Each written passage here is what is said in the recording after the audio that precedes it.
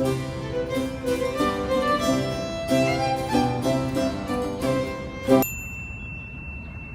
must not seem proud.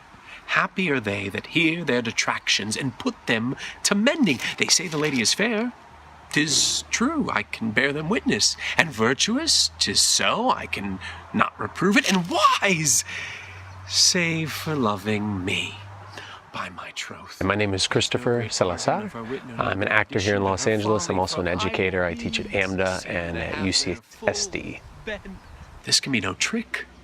The conference was sadly born. They have the truth of it from Hero. A few months ago when I was working on Much Ado, it was programming down at the Old Globe Theater in San Diego called Globe for All. It's very similar to the Public Theater's mobile Shakespeare unit. The idea of bringing high-quality Shakespeare to underserved audiences. And so under the leadership of Rob Melrose, who runs Cutting Ball Theater in San Francisco, we took a production of Much Ado to homeless shelters and to veterans facilities and to a women's prison and a men's prison.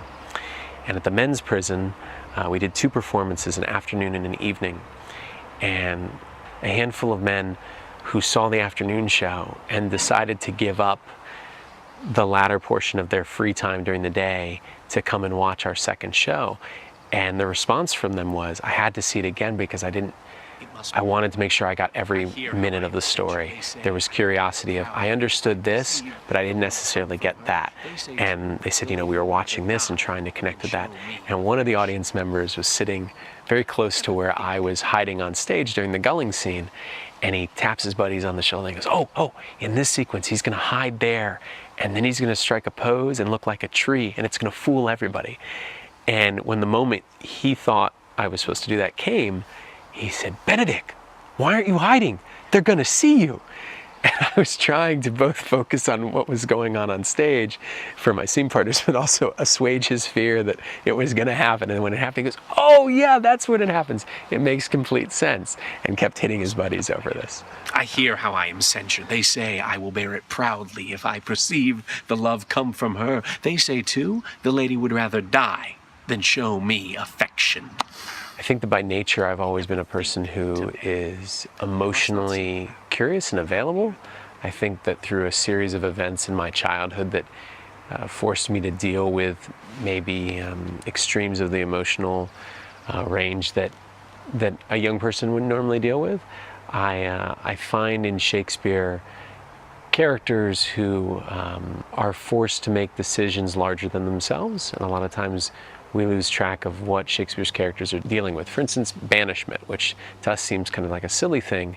The idea, oh, you have to leave town as opposed to dying, which is what Romeo's facing. But in reality, it means, giving up everything that is familiar to you. So if we were told today, you can't live in Los Angeles anymore, nor can you be in contact with anybody, that's a lot more severe than what we imagine. And so I like exploring characters that are dealing with more than the day-to-day, but are instead dealing with issues that affect the entirety of their existence and what will go on after them. There may be some odd quirks and remnants of wit broken on me because I have railed so long against marriage, but that's not the appetite. One of my mentors always said, if you don't understand what you're saying, how the hell can the audience possibly understand? So I think it takes the kind of curiosity and dedication to really figure out exactly what you're saying, not just paraphrasing entire thought, but paraphrasing word for word so that you know specifically what you're saying and why you're choosing that word. And understanding the rhetoric of it is kind of at its core what we need for it to make sense. I enjoy the idea that Benedick and Beatrice have chosen to be single for the purposes of waiting for that right partner, something that I think oftentimes we don't do. We go with what's available as opposed to what's right for us.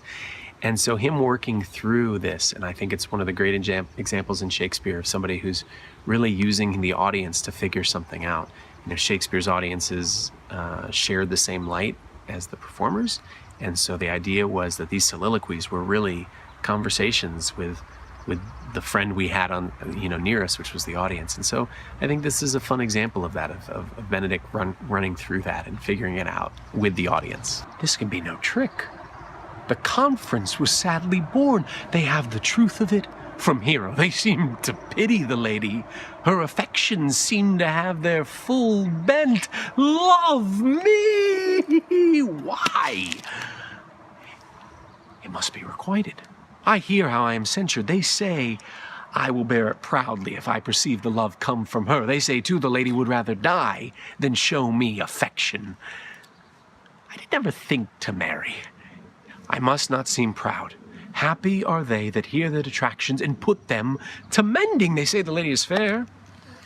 'Tis so, I can bear them witness, and virtuous, 'tis a truth, I cannot reprove it, and wise, save for loving me.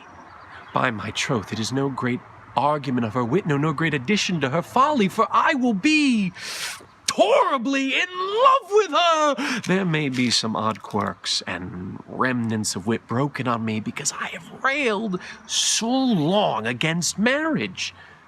But doth not the appetite alter? The man loves the meat in his youth that he cannot endure in his age. Shall quips and sentences and these paper bullets of the brain awe a man from the career of his humor? No, the world must be people. When I said that I would die a bachelor, I did not think I would live until I were married.